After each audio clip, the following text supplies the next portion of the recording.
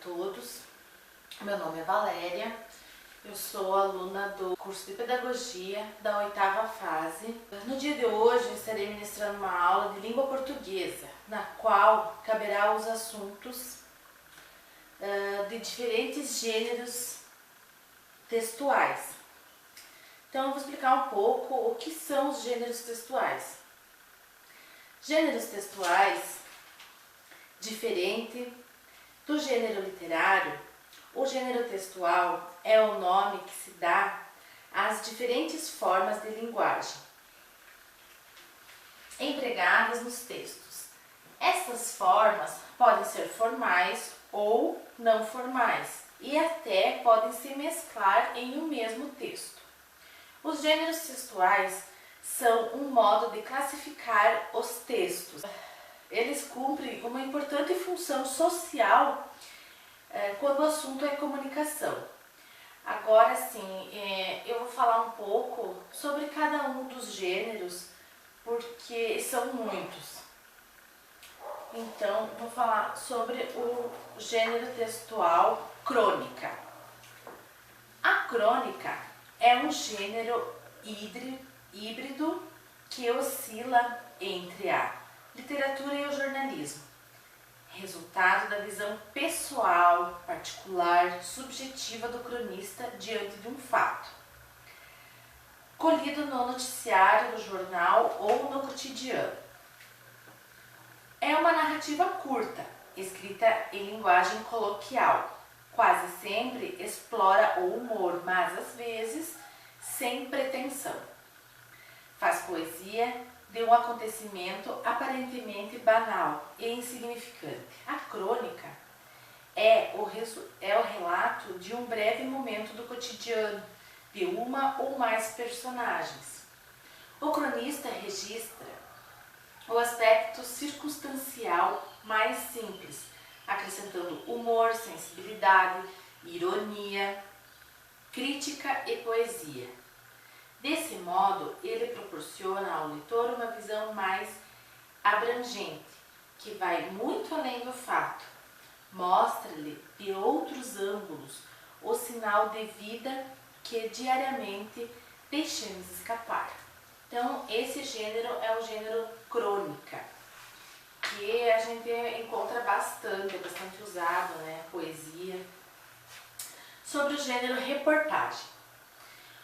A reportagem apresenta estrutura semelhante à da notícia e ambas podem ser consideradas matéria jornalística. O título do texto deve indicar ou sinalizar o conteúdo da reportagem. O lib, que é o primeiro parágrafo, sintetiza o conteúdo. O corpo da matéria desenvolve o assunto e constitui a parte mais complexa e extensa, pois expõe o resultado da investigação do fato, apresentando depoimentos e pesquisas. É necessário, e nesse aspecto, que reside a maior diferença entre a reportagem e a notícia. Ambas são matérias jornalísticas, escritas com objetividade. Mas a reportagem detém-se essencialmente no como e no porquê. Integra falas dos envolvidos no assunto, exprime comentários pessoais. A linguagem é clara. Como toda linguagem jornalística tem que ser clara, porque ela é apresentada para um público geral, né, para todos os tipos de pessoas. Bastante viva e redigida em estilo direto. Predomina a função informativa, o que não exclui as funções emotiva e poética. Então, esse é o gênero reportagem, né, que se apresenta em matérias jornalísticas e em várias. Sobre o gênero conto de aventura. Os contos de aventura são narrativas marcadas pela presença de um herói que se lança ao desconhecido e ao perigo. Existe um objetivo a ser alcançado e, na busca dessa realização, surgem situações desafiadoras. Os cenários dessas aventuras podem variar, porém, são sempre lugares que favorecem fortes emoções e em que o herói coloca sua vida em risco, em nome de um bem coletivo e maior. As aventuras são narradas predominantemente no presente do indicativo ou no pretérito perfeito. Comente com os alunos que, nos contos da aventura, há personagens que se contrapõem ao herói. Então, esse é o conto, o gênero do conto de aventura. Temos um outro gênero aqui, que também é bem usado, o gênero texto teatral. O texto teatral não narra uma história que será lida ou ouvida, mas oferece palavras que devem ser expressas por atores, para o público que vai assistir ao espetáculo. O texto dramatizado pelos atores, é chamado de fala. E cada personagem tem uma ou mais falas. Além das falas, o texto teatral traz informações necessárias à encenação, como descrição do cenário, orientação sobre a sonoplastia e a iluminação. Essas orientações são chamadas de rúbricas. Como a história será mostrada e não será narrada, será falada, assim, o gênero também é chamado de drama, palavra que tem origem em um vocabulário grego. A peça teatral é organizada em cenas, que às vezes são agrupadas em atos. Então, mais ou menos, aqui é o texto teatral, se baseia mais ou menos nisso. Temos também sobre o gênero da resenha. A resenha são textos que trazem informações resumidas e selecionadas de um livro, de um filme, de uma peça teatral ou de outras obras. É usual que esses textos iniciem contextualizando o assunto da obra e o autor, informando o nome, a profissão, titulação e a titulação dele. Em caso de livros, apresentam referências como editora, ano da publicação, ano da edição, nome do ilustrador, número de páginas da obra resenhada. Em caso de espetáculos, é usual as resenhas fornecerem dados como local da apresentação, horário de exibição, valor do ingresso, faixa etária permitida. Além disso, discorrem sobre o cenário e o figurino e muitas vezes sobre a atuação de um ou mais atores. As resenhas tecem comentários e avaliam criticamente a obra focalizada. Buscam imparcialidade nas opiniões. Essa é o gênero resenha. Agora vamos falar um pouco sobre o gênero história em quadrinhos, que é assim são textos bem importantes, assim, bem utilizados na educação infantil e no ensino fundamental também. As histórias em quadrinhos são narrativas em que imagem e texto alinham-se para contar uma história. Nelas, nem sempre existe um narrador. O cenário, que em um texto narrativo seria descrito por ele, é apresentado ao leitor por meio de imagem. O mesmo que dá com os pensamentos e os sentimentos dos personagens, que são relevados ao leitor por meio de expressões faciais ou de onomatopeias, por exemplo. A pontuação e o tamanho variado das letras exploram os recursos gráficos da escrita. Também contribuem para a expressão de sentimentos e de situações, de modo que a presença do narrador, em geral, não se justifica. Essas são histórias em quadrinhos, muito utilizadas em sala de aula, muito indicada para crianças e pré-adolescentes terem em casa, em vários cômodos, até para praticar bem a leitura. Sobre o gênero texto expositivo.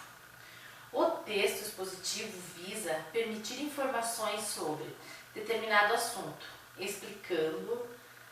Sua linguagem é clara e objetiva, com períodos curtos e frases formuladas na origem direta, no sujeito, verbo e complemento, a fim de facilitar o entendimento do leitor. Em um texto expositivo, há elementos cuja função é ratificar a veracidade do que é dito e que acabam por dar-lhe credibilidade. Datas, testemunhos, fontes autorizadas de pesquisa, descrições, comparações e definições, entre outros recursos. Para elaborá-lo, é preciso pesquisar sobre o tema, definir os objetivos do texto, conhecer o destinatário e recorrer a materiais de suporte, como fotografias, gráficos, tabelas de desenhos, para conferir-lhe mais clareza e precisão. Vamos ver agora um outro exemplo de gênero textual. É o gênero diário. O gênero diário é um gênero narrativo. Conta uma sequência de acontecimentos que se distingue por ser obrigatoriamente narrado na primeira pessoa e organizado em registros datados. O diário de campo tem por finalidade registrar acontecimentos rotineiros ou excepcionais em uma atividade profissional ou investigação científica. Em geral, é usado para mostrar o processo de uma descoberta, de um invento, de uma pesquisa, entre outros. A linguagem de um diário de campo deve ser objetiva, sem metáforas ou outras figuras de linguagem, a fim de descrever de forma precisa os eventos relacionados ao trabalho ou às investigações. Quase sempre os textos verbais usados nesse gênero são o pretérito perfeito ou o imperfeito do modo indicativo. Então esse é o de diário, subgênero diário. Um outro gênero textual é a da entrevista. A entrevista é um gênero informativo que tem a finalidade de expor opiniões ou experiências vividas pelos entrevistados. Dessa maneira, sua estrutura compõe-se basicamente de perguntas, feitas, obviamente, pelo entrevistador, e respostas dadas pelo entrevistado, além de um texto introdutório, com informações sobre o assunto ou sobre o entrevistado. Esse é o gênero de entrevista. Outro gênero textual que temos é o da propaganda. As propagandas são textos ou discursos persuasivos, cujo objetivo é influenciar a opinião do leitor, tentando convencê-lo da necessidade de se obter um determinado serviço, ou um produto, ou uma ideia, pessoa mesmo obter esse recurso. Podem ser compostas apenas de imagem, apenas de um texto ou de imagem e texto conjuntamente. Os elementos da propaganda são a composição da página e quase sempre há ao lado do produto uma ou mais marcas, que podem ser do fabricante ou licenciadas para promover o produto. Mas na propaganda é bem simples, né? Normalmente é usado só uma folha, uma página ou bem simples mesmo. Um outro gênero que nós temos é o gênero artigo de opinião, que é um texto argumentativo, em que o autor apresenta seu ponto de vista sobre determinado tema. O objetivo do artigo é convencer o interlocutor a aceitar a ideia, a opinião ou o ponto de vista exposto. Os temas geralmente são questões polêmicas que circulam na rádio, na televisão, jornais, revistas, internet, e que exigem uma tomada de posição por parte dos ouvintes, dos espectadores e dos leitores. Nos textos deste gênero, após o autor informar seu ponto de vista, ele deve apresentar argumentos visando convencer o interlocutor da veracidade, da veracidade do que afirmou. É preciso ser claro e persuasivo e preferencialmente ter dados estatísticos, testemunhais, que comprovem as ideias divulgadas. Gênero de artigo de opinião, gênero bem importante, gênero textual bem sério. Tem o gênero textual também sobre artigo de divulgação científica, que é um texto que promove o contato do leitor leigo com o mundo da ciência e da tecnologia. Sua linguagem deve ser simples e direta, de maneira que possua traduzir conceitos e termos técnicos a fim de que eles sejam entendidos pelo leitor que não domina essa área específica, ciência, tecnologia. Tem que ser um texto bem claro para que todos possam obter esse conhecimento. O artigo pode abordar uma variedade de temas, como fenômenos naturais, comportamento de animais, informações relativas à saúde, à nutrição, que auxiliam na qualidade de vida das pessoas. Normalmente, esse tipo de texto, gênero artigo de divulgação científica, ajuda bastante.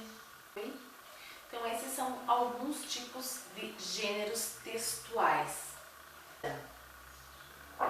Vamos ouvir uma música, agora focando mais no projeto apresentado aqui, o projeto didático Educar para a Sustentabilidade. Então, dentro dessa mesma aula de língua portuguesa, vamos trabalhar a música Herdeiros do Futuro, do autor e compositor Toquinho.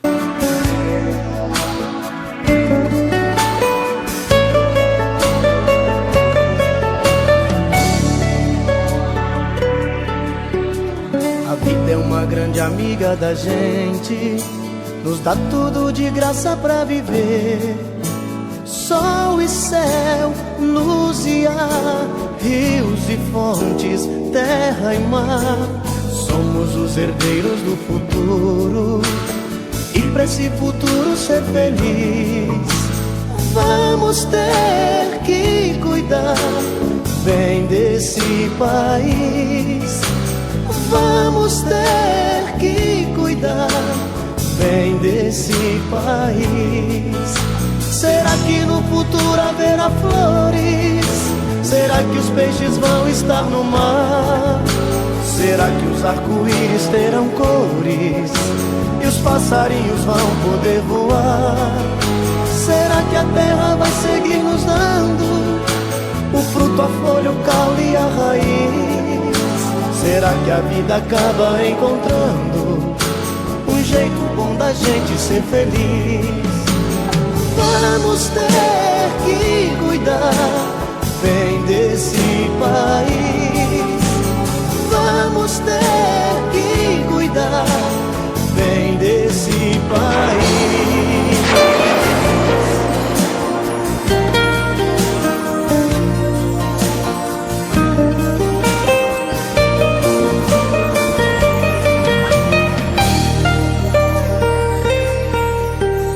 A vida é uma grande amiga da gente, nos dá tudo de graça pra viver. Sol e céu, luz e ar, rios e pontes, terra e mar. Somos os herdeiros do futuro, e pra esse futuro ser feliz, vamos ter que cuidar bem desse país. Vamos ter que cuidar bem desse país. Será que no futuro haverá flores? Será que os peixes vão estar no mar? Será que os arco-íris terão cores? E os passarinhos vão poder voar? Será que a terra vai seguir nos dando o fruto, a folha, o caule e a raiz? Será que a vida acaba encontrando um jeito bom da gente ser feliz? Vamos ter que cuidar bem desse país. Vamos ter que cuidar bem desse país. Vamos ter que cuidar bem desse país. Vamos ter que cuidar bem desse. Após ouvir a música, ouvir e apreciar a música, podemos assim observar e até identificar a importância do meio ambiente, né? Do meio ambiente para a sociedade, para as pessoas, para a humanidade, para o nosso planeta. Então, assim, aqui eu coloquei alguns refrões da música. Esse primeiro eu vou ler e depois vou circular assim, o que eu acho assim, que podem permitir identificar assim, os termos que remetem ao meio ambiente e à natureza, né? Essa é uma atividade que pode ser feita assim, bem interessante em sala de aula, né? Ser distribuída para todos os alunos a letra com a música e pedir para que eles identifiquem o que faz parte da natureza, do meio ambiente. Então, será que no futuro haverá flores? Será que os peixes vão estar no mar? Será que o arco-íris terá cores? E os passarinhos vão poder voar? Então, vamos identificar aqui o que nos remete a ter uma lembrança sobre o meio ambiente. Será que no futuro haverá flores? Então, flores. Vamos circular flores. Faz parte do meio ambiente. Será que os peixes vão estar no mar? Então, da parte da fauna, peixes e do mar, dentro dos oceanos. Será que os arco-íris terão cores?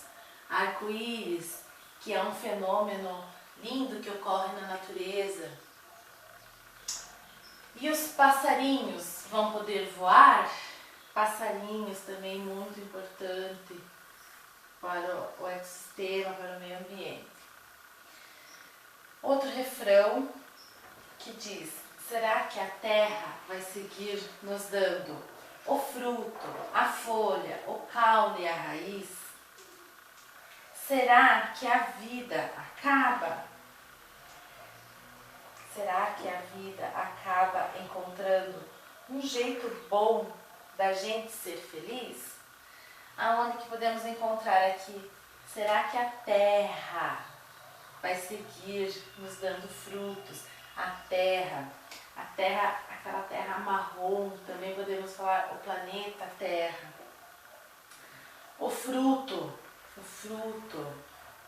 que as árvores nos dão, que as plantas nos dão, o fruto, as folhas, o caule, a raiz, tudo isso faz parte do meio ambiente, do meio que a gente precisa preservar, né? Para quê? Para poder ser feliz. Essa é uma situação bem importante. Agora eu vou ler um pouco, depois de apresentada essa música e ouvido, né, essa música, vou falar um pouco sobre o meio ambiente, sobre o nosso planeta. Vou ler um texto aqui sobre o meio ambiente, sobre o que está acontecendo com o nosso meio ambiente. E em seguida, né, vou poder ter uma reflexão, até fazer um resuminho, uma redação sobre esse tema, né? O meio ambiente é um conjunto de condições que permitem a vida em todas as suas formas.